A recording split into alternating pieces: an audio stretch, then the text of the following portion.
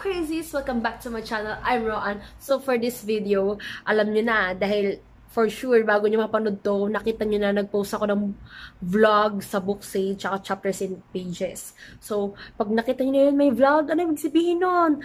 Book haul! Another book haul! Yes. So, yun nga. Let's get going, guys. Let's go! So, yun na nga, crazies. Yung mga nabili ko sa book sale, tsaka chapters and pages, hindi isang bagsakan to ha. In-accumulate ko to ng mga ilang weeks or ilang buwan. Accumulated to ha. Baka lain yung yaman naman niya, nabili niya natin isang bagsakan. Hindi in-accumulate ko lang to. As in, yeah, accumulated. So, ito yung mga nabili ko. Ito, mag-unbox tayo o unwrap kasi wala siya sa box. So, unwrap. Oh my gosh. Tsaka ito, yan. Hindi ko pa siya tinatanggal sa plastic kasi alam ko kang hindi ko pa siya magagalaw. Ayan. Tsaka ito. So, let's start. Oh my gosh.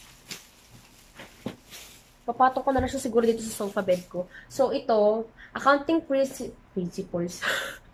Bulol na naman ako. So, itong accounting principles, Cliff Quick Review. Ayan. Nabili ko siya sa book sale for 140 pesos. Lagi na ako nakakabili ng, ng mga reviewer or mga notes doon sa book sale. 140 pesos lang to. Muna, ito yung galing sa chapters and pages.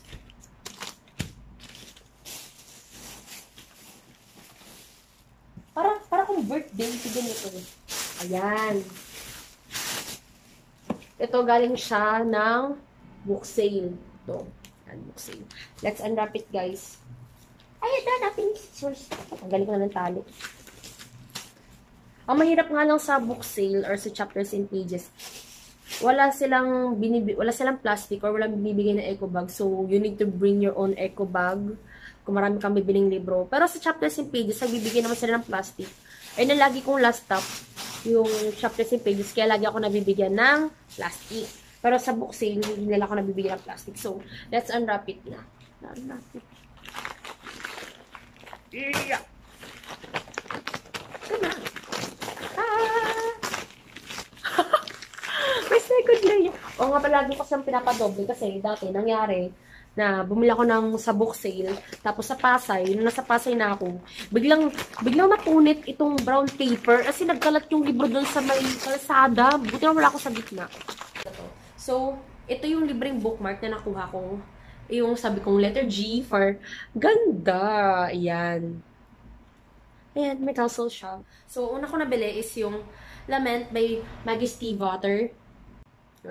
Bookman to. So, the next one is ito. Libro ni Liba Bray. A Great and Terrible Beauty. This School Hides Dark Secrets. Ito. Yan, by Liba Bray. So, the next one is The Choosing by Rachel Decker. Ayan. Alam ko, first book siya ng trilogy. So, this is So, ito naman, the next one is The Defiance by C.J. Redwine. Ayan. The Air by Kira Cass. So, yeah. Continuation yata ng The Selection Trilogy or companion novel siya. So, yun. I don't know if papag-giveaway ko ba to or bibigay ko kanino man. Yun. So, the next one is The Rogue Wave by Jennifer Donnelly. Ayan. So, book Book 2. Yeah. So, ito, find talaga to. Ito, Sherilyn Kenyon, Dark Side of the Moon. Yun. A Dark Hunter novel. As in, itong author na to, as in, patay na patay talaga ako sa mga books niya. As in, pag binabasa ko, ang bilis kong matapos dahil magaling siya magsulat. So, ito, yung sa series niya, yung Dark Hunter novel, pwede niyo siyang basahin at in order. So, gora boom boom na. Pag binakita ko Sherilyn Kenyon, recommended ko talaga yung mga books niya. Meron nga ako isang space sa shelf ko. As in, yung isang shelf space na ganito. Puro libro lang ni Sherilyn Kenyon. So, sana yung book sale. 3 hours later. So, hello crazies! I'm back! So, kagaling ko nga lang sa labas. Kakauwi ko lang. Bago ako umakyat dito sa dorm, Pure Gold muna ako. Nakakatawa nga nangyari. Kasi di ba alam nyo sa Pure Gold, di ba tinatatakan yung resibo. So ito, tinatakan ni Kuya Gard yung resibo. Eh may dala-dala din akong package galing sa book sale. So habang hawak-hawak ko yung plastic, Eh, syempre, galing to sa package counter. So, nakaganyan to. Nakapatong itong sa Pure Gold tsaka itong sa book sale. Ginawa ni Kuya Guard, pagkatatak niya sa Pure Gold, tinatakan niya din tong isa. Hindi to sa book sale, tapos tawa ko lang tawa. Nakakatawa talaga yun. Alam mo yung ano, as in, Gina G pa si Kuya pagtatakit, pakpak. Hindi ko mapigilan matawa. Sabi nga ni Kuya, nag-sorry pa siya, pero nakakatawa talaga si Kuya. My gosh. Kasi antok na ako kanina, pero dahil kay Kuya, nagising yung diwa ko. So, ito yung pinamili ko sa Pure Gold. Bumili ako ng ice cream. Yung sobrang Ginetsky. Yun nga, yung pinuntahan ko kanina, isa pa nakakatawa rin. Di ba sabi ko, kukunin ko yung Magnus Cheese, yung book 3. Isa pa itong nakakatawa. As in, inaasahan ko yung Ship of the Dead yung makukuha ko. Kasi yung pinag-usapan namin. Tapos, nauna akong dumating sa kanya. Nauna akong dumating dahil karaniwan talaga ayokong nahuhuli or nalilate. So, may nakuha naman ako. Kaso nga lang, iba. Mali yung nabigay niya sa akin. Itong The Hammer of Thor. Ay, book 2. Yung paglabas ko ng bag ko. Kasi ang rami kasing tao dun sa 7-Eleven. So, kaya umalis din kaagad ako. Umalis din siya. As in, pagkalabas ko sa bag, nung tinitigan ko na talaga to, sabi ko, bakit parang familiar? Bakit ang familiar ng cover ng libro? Parang ang familiar ng feel. Tapos, tinignan ko sa baba. Sabi, bakit familiar? Sabi ko, shucks, The Hammer of Thor book to. Kaya pala familiar. Sabi ko, kasi meron na ako. Gee! Pero sabi naman ni Ate Clara, na sa Monday na lang daw, papalitan na lang daw niya, kasi ang klase lang daw niya, Monday to Thursday, nasa Paranaque na daw siya. So, sana hindi siya umatras sa usapan namin, dahil I'm gonna be so pissed off pag tinakasan niya ako, pero naniniwala naman ako na hindi niya ako lulukohin, dahil hindi ko napansin, hindi rin niya napansin, paras kaming bangag. Paras kaming lutang, as in. So, dyan muna siya, ibabalik ko sa may-ari dahil meron na ako nito. Aanin ko to, yung book 2, meron na ako. Eventually. So, ito yung next package. Ito naka-plastic. Dalawang plastic. So, parang birthday ko to mo, ganyan din. Parang Christmas, nakatali talaga yan, nakatali. Kaso nga lang, natanggal sa tali. Tapos ito, ginawa ni Kuya na para sabi ko, binalat na isa-isa. Sabi ko, Kuya, ano to, Christmas? Patawa talaga ako, binalat na isa-isa. Ayan, legit. Hindi ko na talaga alam kung ano yung nakalagay dyan. So, ayan na. Wala na. So, buksan natin, unboxing. Parang birthday ko ngayon. Parang birthday ko or Christmas gift, pero ako bumili. Gastos ko. So, sakit. Kasi gastos ko pa rin. So, ito. The first one is The Warded Man by Peter V. Brett. Alam ko, bibigay ko to sa kapatid ko eh. As in, nag-iipon ako ng mga books for them, sa mga kapatid ko lalaki. Kasi sabi nila, puro pang babae lang daw yung libro ko. Excuse me, may mga book ako ni Rick Riordan, tapos yung mga Harry Potter. Marami kong libro na pang lalaki. Tapos sabi nila, di, bibili ako ng manly. So, ito, alam ko, book 1 to eh. Man by Peter V. Brett. Ibigay ko to sa kapatid ko. Sana magustuhan niya. Nag-effort ako. So, ito nga. Ito. Arami kong na-accumulate na guys. So, baba muna kita. Lahat ito binubuksan ko ngayon, sa book sale to sa book sale. Kasi, wala kasing masyadong dumarating na bago sa chapters and pages, kaya ganun. Tinatanong ko rin eh. Sabi nila, wala pa daw. Kasi lilipat nga sila. Kaya, okay lang. So, the next one, syempre, Sherilyn Kenyon! Mama, G! As in, pag nakita talaga ako Sherilyn Kenyon, G na G ako bumili. As in, mahal na mahal ko talaga yung author na to. Meron niya akong e-book, meron akong libro niya. Nabasa ko na to eh. Itong Sherilyn Kenyon, Fantasy Lover. Ito yung book 1 ng Dark Hunter novel series. Walang nakalagay dyan kasi ito yung book 1. Nabasa ko na to sa e-book. Ito, basahin ko. Wait lang. So, sorry, dahil tumunog na naman yung fire alarm. Lagi siyang ganyan. Tumutunog siya ng... Hindi ko alam. Kaya minsan hindi ko alam kung may sunog na ba or what. Pero nung lumindol, hindi siya tumutunog. As in, nandun pa ako sa banyo. Lumilindol na sobrang hindi siya tumutunog. Okay, back to the top. So, Fantasy Lover is all about, dear reader, being trapped in a bedroom with... Parang... my gosh. Ang cringy nito. Ano to ha? Paranormal romance. Baka sabihin nyo. Sige. Being trapped in a bedroom with a woman is a grand thing. Being trapped in hundreds of bedrooms over 2,000 years isn't. And being cursed into a book as a love slave for eternity can ruin even a Spartan's warrior stay. As a love slave, I knew everything about women. Okay. Skip. But I was not born to know love. I was cursed to walk eternity alone. As a general, I had long ago accepted my sentence. Yet now, I have found grace, the one thing my wounded heart cannot survive without. Sure, love can heal all wounds, but can it break 1,000-years-old curse? By Julian of Macedon. In-skip ko yung second paragraph kasi ang cringy. Pero tapos ko na to. Pero ang ganda. Okay. Tapos ko na siya. Okay. Pero ang cringy. So, kasi ang pinunta ko lang talaga sa book sale. Sabi ko, maghahanap ako ng reviewer. Ng CP reviewer ni Wiley. Diba, nakita nyo to, may mga accounting principles na ako nakakabili. So, sabi ko, magbabakasakala ako baka may reviewer doon. Tignan nyo nangyari. So, hindi naman ako nabigo. Dahil nung pangalawang balik ko, nahanap ko to. Oh my gosh! Yung Wiley CPA Excel Exam Reviewer Flashcards on Financial Accounting and Reporting. Ayan yung kay Wiley. Yes! Yan. Kita nyo? Yes! Papakita ko sa inyo. As in, naka-tape pa siya. Kaya, nadalawang isip ako kung legit ba siya. So, legit siya. Ayan, no? Sis! Ayaw niya bumalik. Re-reviewin kita mamaya, pero bumalik ka muna. Okay.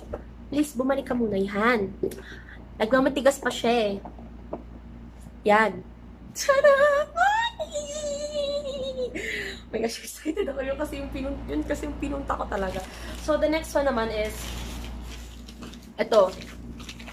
Nag-unbox ako dito sa baba. Di nyo makita, pero ang maraming basura dito sa baba. So, ito, nung nasa cashier na kasi ako, bumalik ako para dito eh. Nung nasa cashier na ako, yung kasunod ko, may nakita ako, may hawak-hawak siyang Sherilyn Kenyon! But it's not a book. It's an audiobook. Tapos sabi ko, shucks! Saan niya nakuha yung Sherilyn Kenyon? Tapos bumalik ako, wala. Tingin ulit ako doon, wala na. Isa lang yung doon. Oh my gosh, pero may nakuha naman ako. Yung Remember Me by Sophie Kinsella, audiobook to. Mura lang to, legit. So, kung gusto niyo ng audiobook, punta kayo sa book sale. I-share ko to dahil alam ko marami ding book reader or bookworm na katulad ko na onti lang yung budget, na naghahanap din ng alternative ng mura. Pumunta kayo sa book sale. Gusto ko talaga nag-share ng information sa iba. Kasi, dati walang tumutulong sa akin na ganito. As in, inaalam ko pa talaga isa-isa. Dinidiscover ko pa paano makabili ng libro na mura. As in, walang tumulong sa akin, legit. So, ngayon, kaya nag-YouTube din ako para matulungan din kayo. Diba? Yak, cringy. So, the next one ito, yung Focus Achieving Your Highest Priorities by Stephen R. Covey. Ito, mura lang din to. Kaso nga lang, nung tinatry ko na, pagbukas ko, may 4 series. May 4 series siya. Kaso nga lang, wala siyang disc 1. Wala siyang disc 1. Bumalik ako doon, kila ate, sabi wala daw. So, ang meron lang dito, yung disc 2, yung disc 3, tsaka yung ito, yung additional sa desktop. Eh, hindi ko na pwede ibalik. So, mag-i-start na lang ako doon sa disc 2. Tama, gawin. Anong talaga eh? Mura na nga lang eh. Wala eh. Ganun talaga. Pero na-try ko na tong isa, tong Remember Me, sa laptop. Kung wala kayo CD player, DVD player, kung may laptop kayo, pwede naman to doon. Yan. Na-try ko na siya. Well, kasi sa audiobook, nag-audiobook ako pag naglilinis ako or nagtatrabaho ako, yung tipong hindi ako pwede maghawak ng books. As in, nagpe-play ako ng audiobook. May application din ako sa phone ko na binabasahan niya ako pag nasa CR ako. Hindi ako pwede maghawak ng books. So, the next one is, ito. Galing din book sale to. Ito, nasira na yung sa loob nito eh. Kasi ang hina ng paper bag nila, kaya mas maganda magdala ng eco bag. So, ayan. So, eto, nakakuha na naman ako ng letter P! Na libreng bookmark. Bibigay ko sila ng libreng bookmark ngayon. So, ito, Love, Rosie by Cecilia Ahern. Ito yung nabili ko. Saan ko na siya lalagay? Dito? Ito sa baba. Ito, atras ka. Yeah! Yan. At, yeah! May highlight. So, ayan na. So, the next one is itong, syempre, alam niyo, patay na patay ako Sherilyn Kenyon. So, ito, The Dream Hunter by Sherilyn Kenyon. Ayan. My gosh, talaga. Parang, as in ganito, masaya. Mura lang to, 35 pesos. 35 pesos. So, so, the next one is, ito, Alana, The First Adventure by Tamora Pierce. Tara, feeling ko bibigay ko to sa bunso kong kapatid. Feeling ko magugustuhan na to. Yeah, girl power. So, the next one is The Summoning by Kelly Armstrong. Yan. The Summoning by Kelly Armstrong. The next one is, ito, inipon ko to. Itong libro ni Hannah Howell. Itong The Highland Knight. Tsaka itong Highland Bride. Yan. Mura lang to. My gosh, 25 tsaka 35. Fine. Diba? So, ito, nabili ko kanina. Yan. So, let's open it. Yung tinatakan ni Kuya Guard sa Pure Gold. Let's open it. It's always Christmas. Book sale and chapters and pages. Wait lang. Ay! So, ito, nakakuha na naman ako ng bookmark, pero wala pa rin letter R. As in, lagi ako nagbabaka sakali na baka may letter R, pero wala pa rin letter R. So, ito, letter P. Puro P, PPG. GPP. Yan.